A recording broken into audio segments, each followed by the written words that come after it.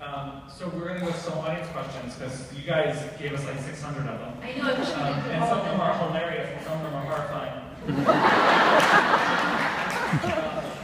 going to try to speak. We're going to do this is like a lightning round. And if I botch your name, I'm sorry. You can find me on Twitter. How did being raised in Upper Darby affect your comedy career? This is Adrian Anderson. Adrian, hello. I would say I grew up here. I think there's something about East Coast cities. People are just funnier and more sarcastic. And I went to school in Virginia, and I remember my one roommate who was from further down south. She said, "How come anytime my family was visiting, they were all like cutting up on her?" And she was like, "Every time I ask someone in your family a question, they always give me a smart-ass answer before the real answer." Practicing. Maria Nixon wants to know what was your first local job and what was your least favorite job? My first local job was probably the box office and Summer Stage. Yeah. Or it may have been scooping water ice at the Lansdowne Swim Club. Yeah, remember. Least favorite? Least favorite job. My least favorite job ever. I used to work in a YMCA in Evanston, Illinois at 5:30 in the morning. That's hard. Residential YMCA. How did you know, Sarah Conley wants to know, how did you know when you were ready to leave SNL?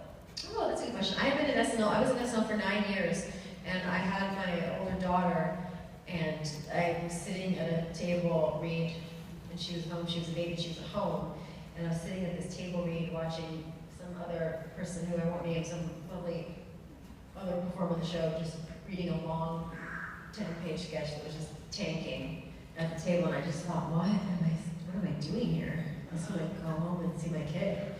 And that was, I knew you should be at SNL, you should be really excited to be there, and really hungry to be there. You should, it's such a privilege to work there. So it's like, it's time to find something else. Baby Mom was the last big project you worked on with Amy Poehler. How was it working with her on The Nest? Oh, that's good. And this is Carolyn and Julia Lewis and Brooke and Aaron Ferrari. Good. Squad questioning. This is a two-part question, so let's just see how was working with Amy on The Nest. It's a joy. Amy and I, we did Baby Mama 7 years ago, I think, and we've done the Globes a little bit in between. Baby Mama, always on HBO in Spanish. And we love it because it's the only time we really get to see each other is when we're working together. And so it was very fun. We just spent this whole summer together. And who else is Maya Rudolph? Oh my gosh, The Nest is a murderer's row. It's me, Amy, Maya Rudolph, Rachel Dratch, Bobby Moynihan, John Leguizamo, who's actually really funny. And you also have like another amazing project coming out in the fall. Oh wait, but by the way, the other person who's in The Nest, who I realize is the most famous person in the world, is John Cena. Yeah. Yeah, you get it. You have. Oh, This Is Where I Leave You. Yeah. Yes, in September. Yeah. Something called This Is And Where I that's Leave You. Jane Fonda, Jason Bateman. That's like Adam Driver from Girls. Yep. Yeah, it's amazing. And okay, so That'll play in like Ardmore. That'll play in Ardmore. That won't really. That won't be at Barclays Square.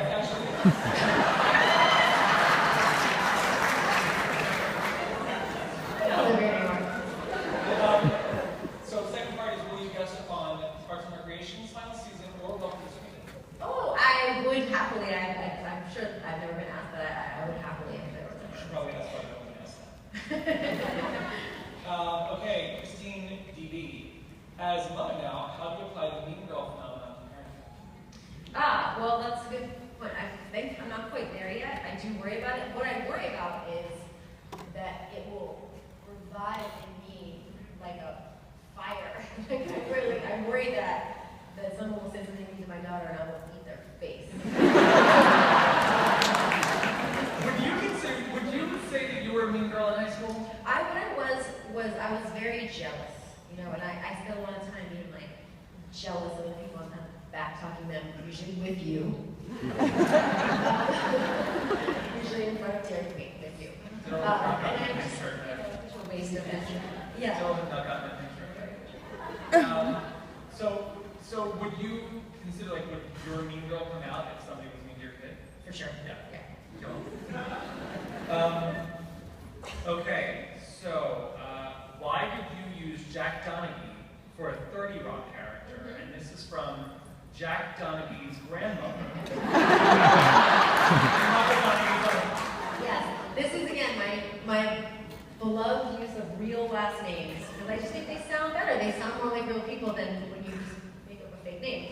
And so my friend Michael Donaghy and his brother Tom Donaghy were both summer stagers, and I just needed an Irish name, and so I named him Jack Donaghy, not knowing that Michael had a nephew in California named Jack Donaghy. And my favorite thing about this is I've known Michael Donaghy for 20 years. The character of Jack Donaghy was on 30 Rock for 7 years, and my mom still says, "How's Michael Donaghy?" Mom, it's Donaghy. Deep Delco. Deep Delco. All right, so this is something that also, this is relevant to my interests. Are the rumors about Mean Girls the musical true? I hope so, yes. We're working.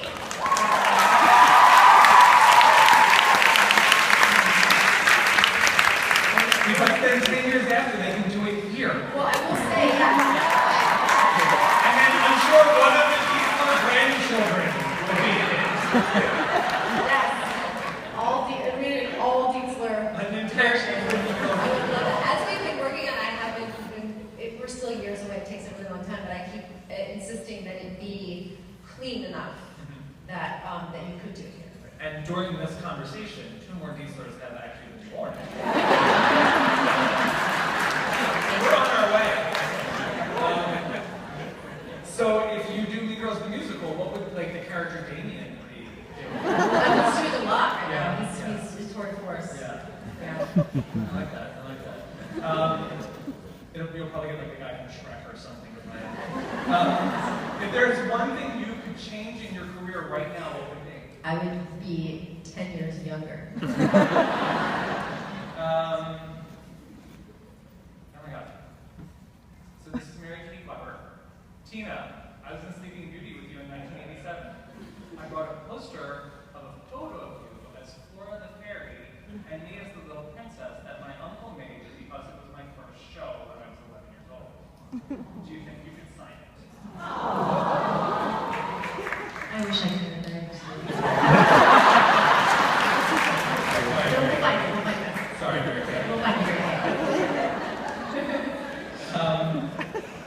What was the most useful thing that you learned at Upper Darby High School? And I'm not going to ask about your favorite color.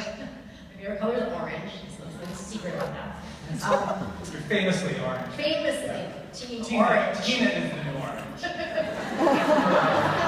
So, useful thing you learned about Darby High School? Maybe how to survive in a big pond. It's a big school with a lot of people, and you have to kind of find your way. And did you never even migrated over towards Bonner or Prairie, did you? You guys were just here. We used to go see shows. We used to go, Our shows were terrible. goof on the shows. Yeah. The shows were awful. It was like further removed from more Oklahoma. It was even better. Once every decade we do that. Because of Jesus.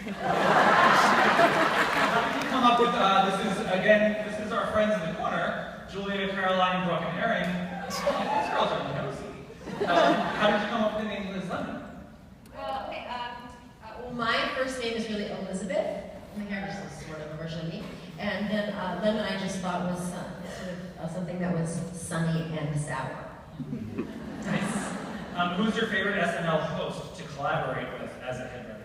And that is Bridget Will. That's a good question. I always used to like to write things for the host and I was always very shy of movie stars. I didn't want to sit down and at the keyboard with them. But the people who I remember being the best hosts were Gwyneth Paltrow, actually, Ben Affleck, and Queen Latifah. You also had a great time working with Paris Hilton, right? Everyone does. Okay. So Ashley Jones, the episode of 30 Rock entitled Sandwich Day taught me that you can have it all. On a related note, if you were a topping on a sandwich, what would it be and why?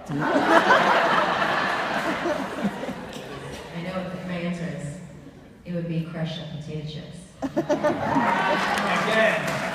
say it with me, Deep Delco. But you know they'd be hers. They'd be hers. They'd be hers, hon. Okay, Eileen Bradley, does your husband make you laugh and how? Oh, he does. My husband Jeff is he's babysitting tonight. Not our kids. Yeah, no, he's just got his little girl show. We've actually got to wrap up to pick him up because it's curfew. He's just freaking out. One of the first time I ever hung out with him in Chicago was with my friend Marlene. And at the end of the night, we went to a place called the Green Mill, which was like a big band club in a terrible, dangerous neighborhood in Chicago. And he turned to me at the end of the night and he said, I gotta go home and get this tube off. I thought it was funny. And you guys met and worked together at Second City. Yeah, we worked together at Second City, and then I went to SNL, and then he eventually came to SNL, was the musical director there, wrote things you may remember, such as the jingle for Mom Jeans. You did the Christmas song, right? He did a lot of things, yeah, a lot of times that the host would sing, yeah. And then also he would show up with 30 Rock as Alfonso Desperioso. Jenna's pianist. Jenna would always scream at him, yeah. What was the first moment that you realized that you wanted to be an actress, as Jillian Watson? I'm not sure, but maybe watching SNL when I was a kid. Yeah. You grew up watching it. Like, you I feel like I have memories of watching it much earlier than I should have been watching it. Yeah. I do, yeah, it was like our parents would allow us to watch this very subversive It was very show. special. Very special to me. And then like years later, you're like, oh, they were all stoned. That's your house. All right, this is not, no one signed this, but are you going to Pika's after the show? I had a bunch of Pikas before the show, so yes. April Dillard said, in what way did your time at Summer Stage prepare you for the world of TV, movies, and improv? That's a good question. Well, like some have already said, it sort of taught me how to do a bunch of different jobs.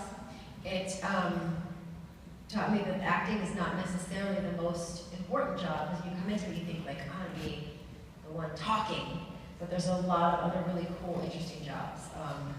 And I made many of my best friends for life here at Summer Station, so they are the support system that I think made it possible for me to do anything after leaving here.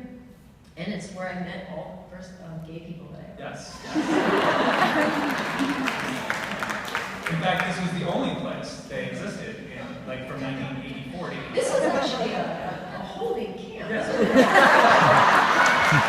a lab in the back, a bunch of clean Bunsen burners, and drag queens just creating things out of that.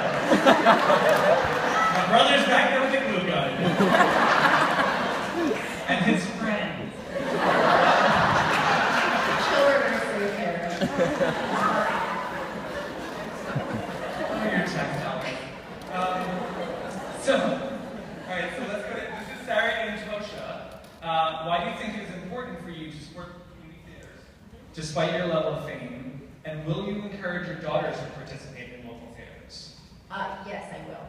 I love taking them. They go to school. Well, my older daughter goes to school in New York City, and I take her every year to see the high school show at her school. And they really need to tighten up their scene changes. Like, it's New York City, it's fancy. Their scene changes are garbage. And I'm gonna get my hands in there soon. Will you encourage them? Oh, why is it important to support theater? Well, I think, we all had such a good experience growing up in this program, and the fact that it was so incredibly inexpensive and available to us, and we spent every day of our summer year in this program that was incredible and so affordable and so welcoming to any kind of weird kid that wanted to do it. And they go home singing my notes, your dad's like, what? I think it's just invaluable, and I think all the kind of arts education that we had coming up in the public schools, I so very much hope that it will continue. I say my dad's here, and when he was in public school in the city during the Depression, right? You still had arts education, right? They did operas and ballets. They didn't do musicals, but they would do, it doesn't matter what the economy is doing. There has to be money set aside.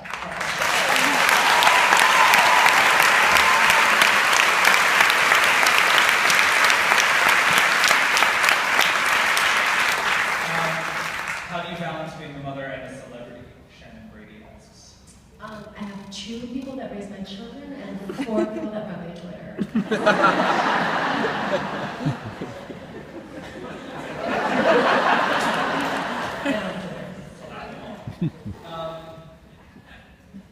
Larry and Laura cousins. Larry. You've been so successful in your career. What advice would you give women who aspire to leadership roles in a male-dominated industry to break the stereotypes? Yes, I have. This is locked and loaded. My advice is always wear a bra. Even if you think you don't need a bra, even if the outfit doesn't call for, just wear a bra. Pajamas, wear a bra. Wear a bra. And don't eat diet foods in meetings. Don't eat in meetings. Just don't eat like Weight Watchers. Don't, just... Like on microwave. Eat a steak. Yeah. Eat a pie. What was your funniest off-air moment while filming Radio? Funniest off-camera moment. We did laugh a lot. At least I'm thinking. Funniest off-camera moment in 30 Rock. One time there was a man, a really nice man named Subas, who was a janitor at Silver Cup Studios, where we used to shoot out in Long Island City, and we eventually started using him on the show as a character of a janitor named Subas. And he's Indian, his English was limited, and then his parts kept getting bigger and bigger. And so one day he had like a whole arc on the show. He had like the J. Leno Conan story. Yeah, and so he had a scene with Alec, and we'd always just used him for, and they had a scene with Alec Baldwin, and Alec pulled the director, they rehearsed, and they pulled the director aside, he was like, this guy is a terrible actor. Who hired this guy? And they sort of explained, like, he's a real janitor. He didn't recognize him as a janitor. This is every day. And so then once he knew he went from being really mad at what a bad actor he was to incredibly solicitous, like, thank you so much for doing this. You're doing a wonderful job.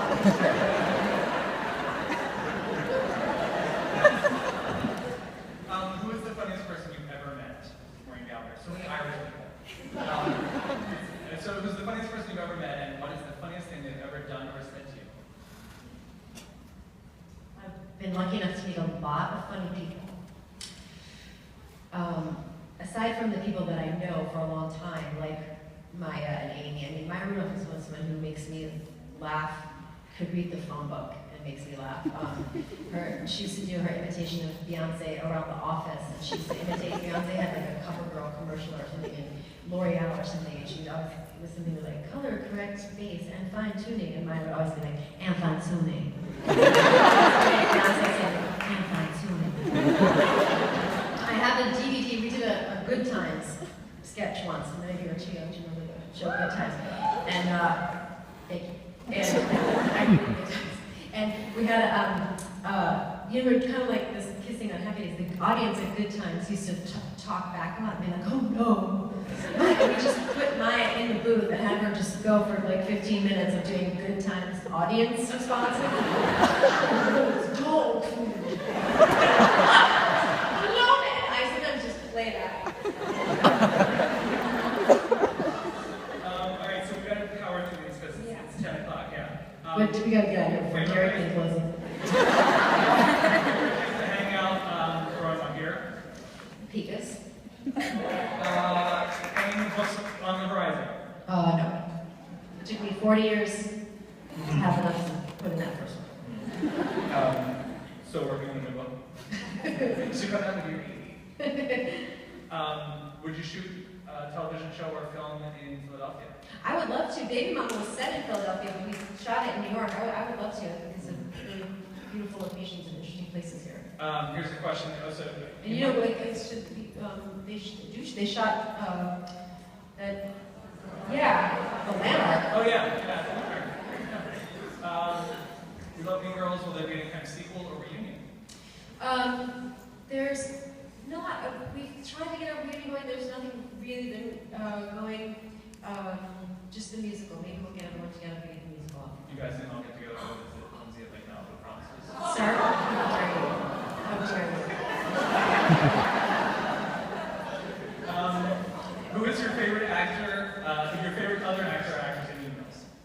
My favorite other person in Mean Girls? Ella Scott. I love all of them, but I will say Rachel McAdams was someone I had not seen before that, and I remember being like, oh my gosh, she's so really good at acting. Yeah. All right, so this is going to be the last one, because I think this is a really lovely question. What did you like? This is Tara Sweeney. I'm editing it because it's. What did you like and not like about growing up in Upper Darby? And thank you for all of that. Oh, that's very sweet, Sarah. What did I not like? I don't think there was anything that I didn't like, you know. Yeah, I loved it here. Yeah, I love growing up here. And what did I like? I mean, I loved this program, you know that. I loved coming here every day, well into my 20s. I've lived in a lot of big cities, and there's a lot of good food here. There's a lot of fancy food in New York, and a lot of good food here.